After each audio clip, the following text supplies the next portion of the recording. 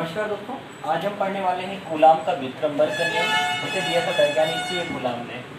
Coulomb का व्युत्क्रम वर्ग का नियम मेनली डिपेंडेबल है दो स्थिर बिंदु आवेशों के मध्य लगने वाले आकर्षण और प्रतिकर्षण बल के ऊपर। सबसे पहले हम देखते हैं कि आवेश होते क्या है। आवेश बराबर होता है धारा गुणित समय, अर्थात एकांक समय में प्रवाहित धारा को हम क्या कहते हैं, आवेश कहते हैं किसी भी चालक पर।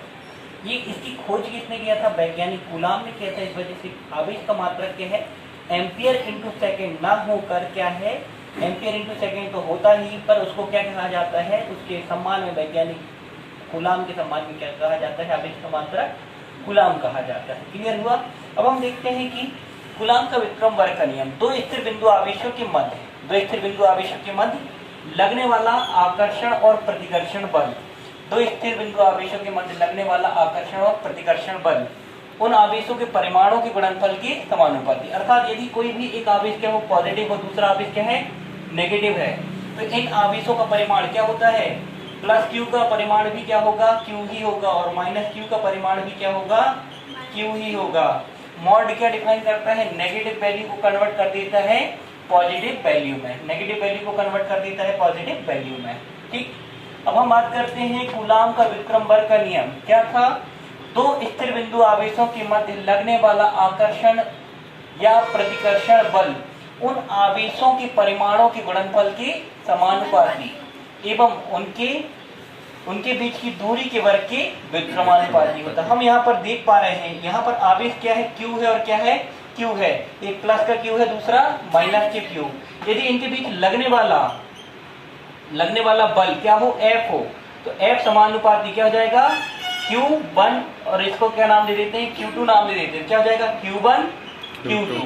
Q1 का भी हमने क्या लिए, परिमाण लिए, तो क्या हो जाएगा, प्लस Q1 हो जाएगा। Q2 का लिए माइनस Q2 का, तो क्या हो जाएगा, माइनस, वो भी प्लस Q2 बदल जाएगा। क्लियर हुआ?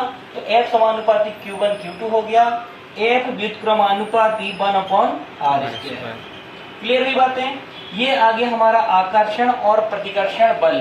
तो आकर्षण बल कहाँ कार्य करेगा, ये बात देखते हैं हम। जब भी आवेश क्या हो, विपरीत आवेश हो, तो क्या कार्य करने वाला है वहां पर, आकर्षण बल। अर्थात धनावेश के साथ ऋणावेश आता है या फिर ऋणावेश के साथ धनावेश आता है, दोनों एक दूसरे के क्या है, विपरीत है, तो यहाँ पर कौन सा बल कार्य करेगा, आकर्षण बल। जब भी समान आवेश एक दूसरे के नजदीक आते हैं, प्लस के पास प्लस आवेश आ जाए, माइनस के पास माइनस आवेश आ जाए, तो कौन सा बल कार्य करेगा, प्रतिकर्षण का बल। मतलब कि वो एक दूसरे को क्या करेंगे, दूर ले जाने का प्रयास करेंगे। ठीक, और यहाँ पर जब धनावेश के साथ ऋणावेश आता है या ऋणावेश के साथ धनावेश आता है, वो एक दूसरे को अपनी ओर आकर्षित करेंगे। क्लियर हुआ? हम देखते हैं आगे, F समानुपाती Q1 Q2, इसको अगर हम इक्वेशन 1 नाम दे दें, और दूसरा है हमारा इक्वेशन F व्युत्क्रमानुपाती 1/r²। इक्वेशन सेकंड, इन दोनों इक्वेशन में हम देखते हैं लेफ्ट हैंड साइड की क्या है, इक्वल है। लेफ्ट हैंड साइड की इक्वल है, तो इसको क्या कर सकते हैं हम, समीकरण 1 और 2 को मिला के लिख सकते हैं। F समानुपाती हो जाएगा Q1 Q2/r²। क्लियर हुआ? अब यदि हम देखें आगे उसमें कि हम जब भी कोई समानुपाती के चिन्ह को हटाते हैं तो क्या बन जाता है, एक नियतांक आता है। यदि हमारा यहाँ पर नियतांक क्या है, K है, F बराबर कैपिटल K Q1 Q2/r² आ गया, जहां पे K क्या है, माध्यम का परावैद्युतांक है। ठीक, तो हम जानते हैं सीजीएस पद्धति में जो K है, सीजीएस पद्धति में K का मान कितना होता है, 1 होता है। सीजीएस पद्धति में K का मान 1 होता है, तो F बराबर हो जाएगा Q1 Q2/r²। और सीजीएस पद्धति में बल का मात्रक क्या होता है, डाइन। तो F बराबर हो जाएगा Q1 Q2/r² डाइन। क्लियर हुआ? ठीक, SI पद्धति में K का मान होता है, K बराबर 1/4πε0 स्मॉल k। ठीक, वैल्यू पुट कर देंगे तो क्या आ जाएगा हमारे पास, F बराबर 1/4πε0 small k into Q1 Q2/r²। क्योंकि यहाँ जो स्मॉल के है उसका निर्वातीय वायु में मान कितना होता है, 1 होता है। निर्वातीय वायु में मान कितना होता है, 1 होता है। तो के एफ बराबर क्या हो जाएगा, ये समझ में आ गया। सबसे पहले हमने क्या देखा, कूलाम ने इसकी खोज किया था, किस नियम दिया था, कूलाम का व्युत्क्रम वर्ग का नियम। व्युत्क्रम वर्ग वर्ड क्यों आया है ये देखते हैं, क्योंकि ये दोनों आवेशों के मध्य की दूरी कितनी है, r है, जो कि क्या होता है, r के वर्ग की क्या होता है, व्युत्क्रमानुपाती होता है बल। लगने वाला बल क्या होता है, दूरी के वर्ग का व्युत्क्रमानुपाती होता है। तो ये व्युत्क्रमानुपाती और व्युत्क्रमानुपाती में क्या है, वर्ग है। तो कूलाम का व्युत्क्रम वर्ग का नियम, ठीक। क्या था कूलाम का व्युत्क्रम वर्ग का नियम, दो स्थिर बिंदु आवेशों के मध्य लगने वाला आकर्षण या प्रतिकर्षण बल उन आवेशों के गुणनफल के समानुपाती एवं उनके बीच की दूरी के वर्ग के व्युत्क्रमानुपाती होता है। इन दोनों को आपस में मिला दे तो F समानुपाती हो जाएगा Q1 Q2 upon R square. Clear हुआ। अब हम समानुपाती के चिन्ह को हटाते हैं तो क्या आता है हमारे पास, K नेतांक आता है, या फिर नेतांक हम कुछ भी मान सकते हैं। यहाँ पर हमने क्या मान लिया है, नेतांक मान लिया है कैपिटल K मान लिया है। क्या मान लिया हमने, नेतांक कैपिटल K मान लिया। कैपिटल K सीजीएस पद्धति में K की वैल्यू कितनी होती है, 1। सीजीएस पद्धति में K की वैल्यू 1 होती है तो वैल्यू पुट कर देंगे, F बराबर हो जाएगा Q1 Q2 upon R square. और सीजीएस पद्धति में बल का मात्रक क्या होता है, डाइन। सीजीएस पद्धति में बल का मात्रक होता है डाइन। आगे बढ़ते हैं, ऐसा पद्धति में K का मान होता है 1/4πε0 स्मॉल के, ठीक। वैल्यू पुट कर देंगे, F बराबर हो जाएगा 1/4πε0 K इंटू Q1, 1/4πε0 स्मॉल के into Q1 Q2 upon R square Newton.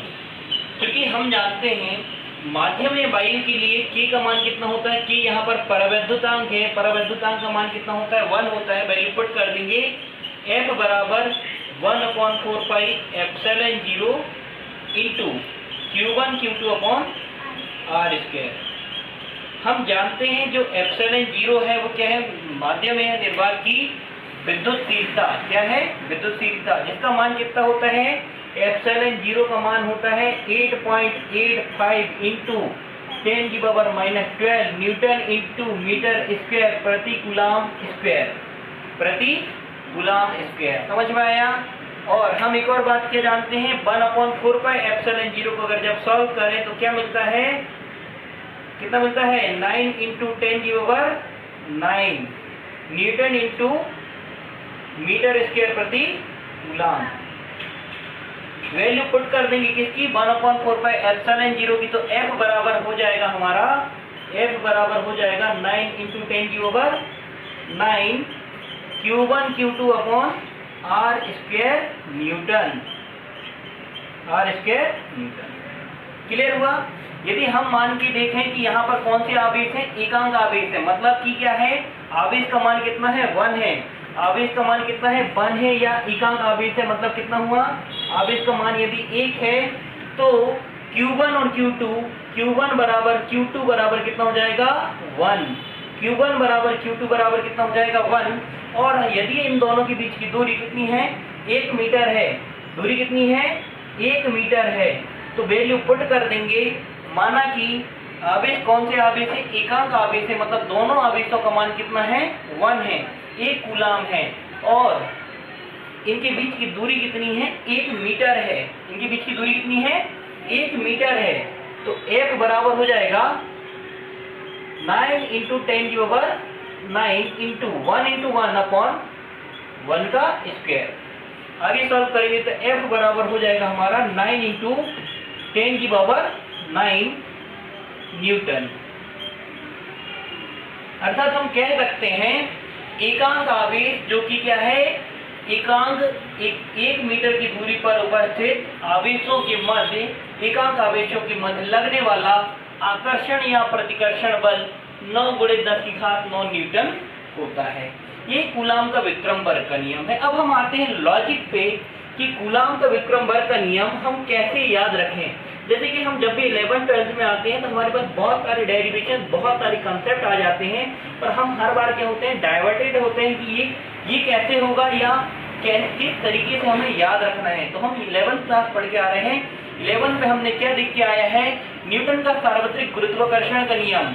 Newton का सार्वत्रिक गुरुत्वाकर्षण का नियम क्या था, दो पिंडों के मध्य लगने वाला आकर्षण या प्रतिकर्षण बल उन पिंडों के द्रव्यमानों के गुणनफल के समानुपाती एवं उनके बीच की दूरी के वर्ग के व्युत्क्रमानुपाती। अर्थात कूलाम का व्युत्क्रम बल का नियम का बेस कौन है, न्यूटन का सार्वत्रिक गुरुत्वाकर्षण का नियम। क्लियर हुआ। वहां से आप इस डेरिवेशन को बहुत आसानी से अपने नॉलेज में रख सकते हैं और ये हमेशा से बहुत बार क्या होता है 12th के एग्जाम से पूछा जाता है और इसके ऊपर डिपेंडेबल अब जितनी भी चीजें होने वाली जैसे विद्युत क्षेत्र की तीव्रता ज्ञात करेंगे आप और उसके बाद जितने भी आप डेरिवेशन सॉल्व करने वाले हैं सबके लिए क्या लगेगा, बल लगेगा और ये यहाँ पर आपका क्या हो जाता है, बल का व्यंजक निगमित हो जाता है। समझ में आया? Thank you.